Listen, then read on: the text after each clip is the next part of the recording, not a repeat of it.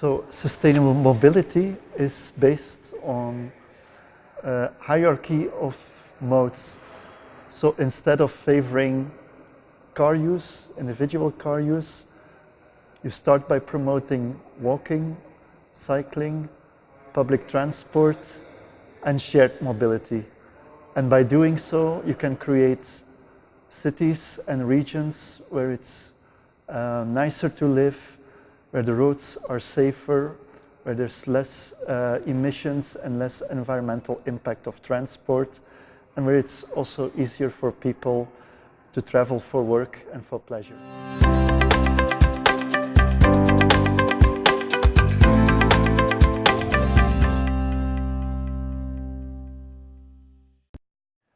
The concept of sustainable urban mobility plans, or SUMs, has meanwhile been further developed at European level.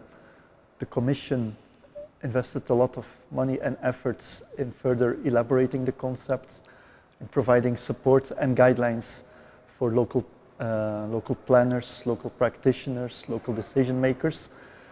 What we have seen from research we have done across Europe is that different member states are offering different types of support for cities to develop SUMs. So what we hope to see in the future is that more countries and more regions help cities with developing SUMs.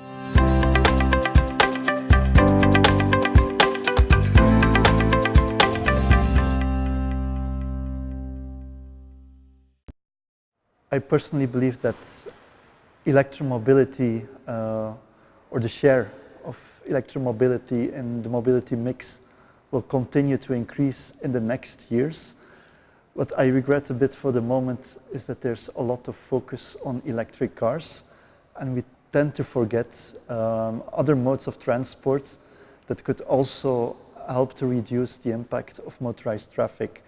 And there I think, for example, about e-pedelecs, which are fast e-bikes, which can have a big impact in terms of shifting transport from individual car use to cycling.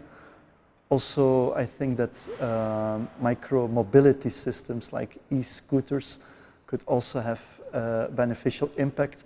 So we should not focus too much on cars only for electromobility, but we should also look at the smaller types of vehicles in the mobility mix.